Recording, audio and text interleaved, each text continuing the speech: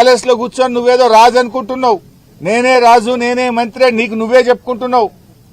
కానీ నీకు తగిన బుద్ధి చెప్పడానికి ఇలా రాష్ట్ర ప్రజలు సిద్ధంగా ఉన్నారు. కొంతమంది ఐపీఎస్ అధికారులు ఇలా మా ఫోన్లు హ్యాక్ చేస్తా ఉన్నారు.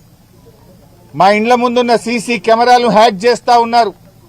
బెంగళూరు నుంచి ప్రైవేట్ హ్యాకర్లను తీసుకొచ్చి వాళ్లకు డబ్బులు చెల్లించి హైదరాబాద్ కమాండ్ కంట్రోల్ రూమ్ లో వాళ్లను పెట్టి ఇవాళ బీఆర్ఎస్ నాయకుల ఫోన్లు హ్యాక్ చేస్తున్నారు. మా ఇండ్ల ముందుండే సీసీ కెమెరాలు హ్యాక్ చేస్తా ఉన్నారు. ఇవన్నీ బయటకు వస్తాయి. నేను ఐపీఎస్ అధికారులను కూడా హెచ్చరిస్తా ఉన్నాం. మా దగ్గర అన్ని సాక్ష్యాధారాలు ఉన్నాయి. టైం వచ్చినప్పుడు అన్ని బయట పెడతాం. రేపు బీఆర్ఎస్ ప్రభుత్వం వచ్చిన తర్వాత మీరు రిటైర్ అయినా మిమ్మల్ని వదిలిపెట్టము. మీరు రిటైర్ అయితమేమో అనుకుంటున్నారేమో గాని రేపు మీ మీద దానికి సంబంధించినటువంటి కేసులు నమోదు చేస్తాం, విచారణ జరుపుతాం. మీరు చేసిన అక్రమాలకు మీరు తగిన మూల్యం చెల్లించుకోవాల్సి వస్తుంది. అప్పుడు రేవంత్ రెడ్డి కాపాడలేడు, మిమ్మల్ని ఎవడు కాపాడలేడు.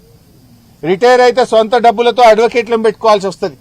గుర్తుపెట్టుకోండి, చట్టానికి అనుగుణంగా నడుచుకోండి.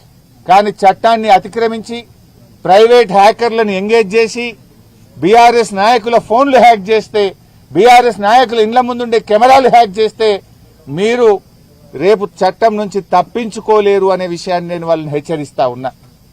ఏంది అక్రమ కేసులు? ఇలా క్రిషాంక్ మీద ఇన్ని కేసులు పెట్టి జైల్లో పెట్టినా అని రేవంత్ రెడ్డి వికృత ఆనందం పొందుతా ఉన్నాడు. మీరు చేసే అరాచకాలు, పాపాలు అన్ని ఇన్ని కావు. ఇలా అన్ని రికార్డ్ అవుతున్నాయి, ప్రజల దృష్టిలో రికార్డ్ అవుతున్నాయి, మా పార్టీ కార్యాలయంలో రికార్డ్ అవుతున్నాయి. రేపు వీటన్నిటినీ ఓపెన్ చేయాల్సి వస్తుంది.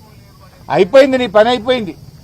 నువ్వు నీ 420 హామీలు లేవు, నీ 420 హామీల సంగతి ప్రజలకు అర్థమైంది. ప్రజలే తిరగబడుతున్నారు. నువ్వు మాటలకు ఎక్కువ, చేతలకు తక్కువ. ఏదన్నా ఒక్కటన్నా అమలైందా? నీ మాటలు ఏదైనా ఒక్కటన్నా అమలైందా? ఇవాళ నీ జూబ్లీ హిల్స్ ప్యాలెస్ చాలదని ఎంసీహెచ్ఆర్డీలో 100 కోట్లతో ఇంకో ప్యాలెస్ కడుతున్నావు. పెడతాం, అన్ని బయట పెడతాం.